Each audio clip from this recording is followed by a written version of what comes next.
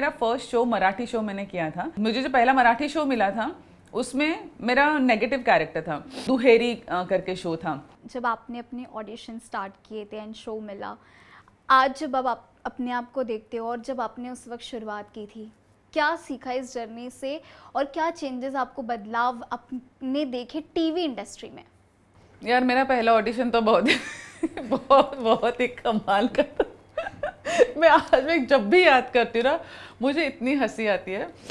मैं एक्चुअली वहाँ पे ऑडिशन के लिए गई भी नहीं थी, मैं अपने कज़न के साथ गई थी। और उस वक्त उस दिन मैं पहली बार अपनी लाइफ में थाना से बाहर पाँव रखा था। मैंने अपने एक मामा जी के घर गए थे हम लोग, तो मैं आई और मीता मेरी बहन, हम तीनों गए थे। और वहाँ से फिर वो दूसरे मामा थे, उनकी बेटी कहीं जाने वाली थी, वहाँ मेरी उम्र का कोई था नहीं, सिर्फ वो अकेली थी। तो उसने बोला चल मेरे साथ ऑडिशन पे। तो मैंने कहा मुझे नहीं पता ये क्या होता है। बोले तू चल ना, सिर्फ हम घूम के आएंगे जाके। वो ऑडिशन फेमस में था।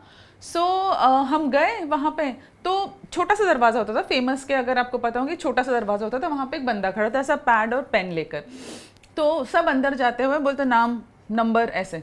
तो आई थॉट कि वहाँ पे उस रूम में अंदर जाने के लिए कुछ एंट्री जैसा है कि नाम और नंबर देना पड़ेगा, देन यू कैन एंटर। पहले मेरी सिस्टर गई, फिर मामी गई, फिर मैं गई, तो मैंने भी नाम नंबर दिया और हम जाके अंदर बैठे। तो वहाँ पे सारे पहली बार मैं ऐसे देख रही थी, एक्टर्स मेकअप में लोग आए हुए हैं और ऐसे इतने कॉन्फिडेंटली कैमरा के सामने जाके लाइंस बोल रहे हैं। मैं सोच रही थी वाह बाबा, मतलब उस दिन मुझे पहली बार इल्म हुआ इस चीज़ का कि भाई इतना आसान नहीं है। जो हम टीवी पे देखते हैं हमको बड़ा आसान लगता है कि अरे वाह वाह ये तो एक्टर है, पर वो बहुत मेहनत है। सो मैं बैठी थी वहाँ पे और सडनली वो ऐसा छोटा सा उस वक्त में स्क्रीन हुआ करता था, उस पर स्लेट आती थी, तो स्लेट पे मेरा नाम और नंबर। अब मैं देखूँ, मैंने कहा नाम तो मेरा, नंबर मैंने कहा क्यों दिखा रहा है ये, वो तो एंट्री के लिए था। तो मेरी मामी मुझे पूछ रही है तू ऑडिशन करेगी? अच्छा मैंने क्या पहना था, मस्टर्ड कलर का सलवार सूट, ऐसे प्लीट्स करके दुपट्टा डाल के उसको सेफ्टी पिन लगाई थी और ऐसे बालों की चोटी बनाई थी, पूरे बाल पीछे लेके। इमेजिन करो, इमेजिन। और वो उनका ये था कि तूने बोला क्यों नहीं? मैंने कहा मुझे नहीं करना है, मैं लाइन ही नहीं बोल पाऊंगी। तो 2-3 बार हो गया, बोला अब 2-3 बार नाम लिया, तू जा आगे। मैंने कहा आप जाके बताओ, मुझे नहीं करना। तो बोले नहीं तू जाके बता। वहाँ पे गई, पसीने छूट रहे थे मेरे ऐसे मेकअप तो कोई था ही नहीं, वो एक हैंकरचिप हाथ में हुआ करता था। और ऐसे ऐसे करते करते मैं गई उनके पास। मैंने कहा मुझको नहीं करना है, मुझको आता नहीं है, मतलब मैंने कभी बोला नहीं है। तो उन्होंने बोला कोई नहीं, कोई एक लाइन ऐसे जाके नाम और नंबर बोल दो। मैंने कहा लेकिन मुझे करना ही नहीं ना, तो मैं किस लिए नाम नंबर बोलूँ? तो he looked at me like सिर्फ अपना नाम और नंबर बोल दो और 1-2 लाइन बोल दो वो स्क्रिप्ट में से। अब मैं सोचूं लाइन कैसे याद होगी? बोले अब 5 मिनट ले लो, कोई बात नहीं। मैं लाइन देख रही हूँ, सामने पढ़ रही हूँ, देख रही हूँ, मैं अपने आप को बोल भी रही हूँ गौरी 4 लाइन है, क्या है उसमें, याद क्यों नहीं हो रही? फिर वापस उन्होंने नाम लिया, तो मैंने कहा छोड़ो अब जो हो, जो बेइज्जती हो वो हो। फिर मैं गई, फिर मैंने कहा हाँ हो गया। मैंने कहा पर मुझको फिर भी नहीं करना। बोले जस्ट ट्राई, गो ट्राई, बोलो 2 लाइन बोलो। और वो किसी बहुत बड़े सोप ब्रांड का ऐड था वो।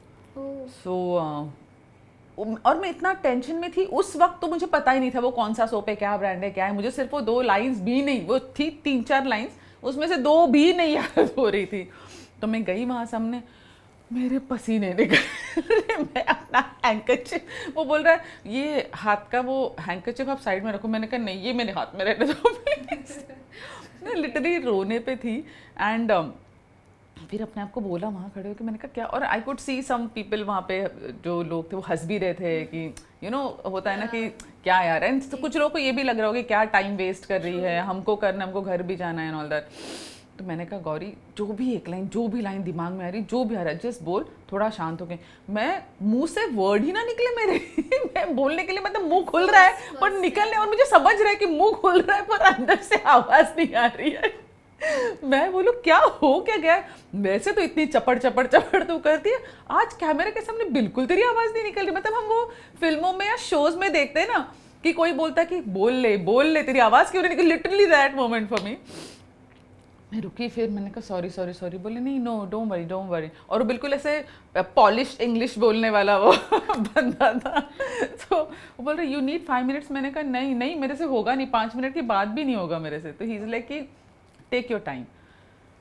सो मैंने कहा 2 मिनट दो। तो मैं टर्न करके गई, दीवार के सामने खड़ी हो गई और फिर मैंने अपने आप को बोला, मैंने कहा क्या है, 2 लाइंस है ना, सीधा स्ट्रेट फेस करके 2 लाइंस बोलनी है, वो 2 लाइंस बोल दें फिर हो जाएगा, ऐसा समझ कैमरा सामने है नहीं। और ये बात उस वक्त किसी ने नहीं बताई थी, ये बात सिर्फ मैंने अपने आप को समझाई वाओ। कि ये समझ के सामने कुछ नहीं। जब तू स्टेज पे जाती है, कभी कुछ बोलती है, कभी कुछ ऐसा परफॉर्म करती है, तब तू देखती है सामने। मतलब स्कूल के गैदरिंग्स वैदरिंग्स में मैं परफॉर्म करती थी, ऐसे नहीं कि मैं बिल्कुल ऐसी शाय ऐसी थी, कभी कुछ बोल, पता कैमरा को लेके क्या हो गया था, वो इतने सारे, मैं भी वो इतने सारे लोग और ये।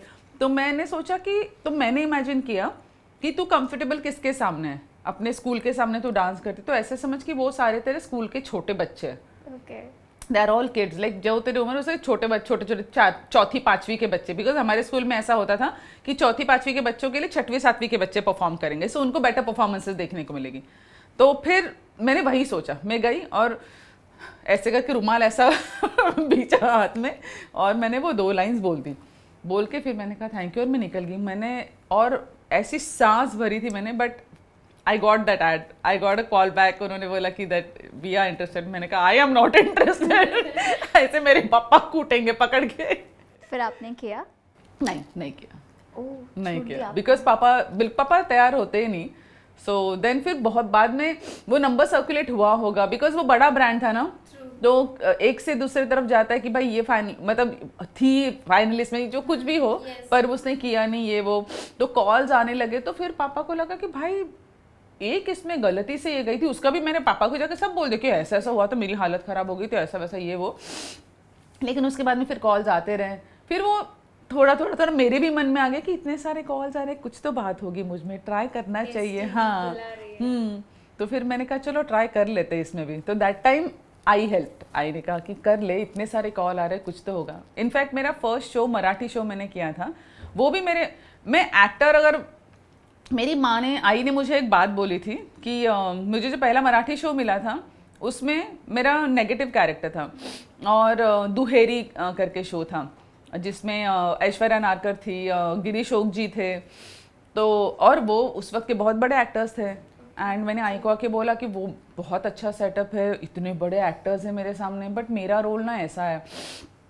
तो आई ने बोला तो क्या हुआ, मैंने कहा लेकिन मैं कैसे करूँगी, मुझे I don't think like that ना, मैं उसके जैसा सोचती नहीं, अनीता की जैसा मैं सोचती नहीं।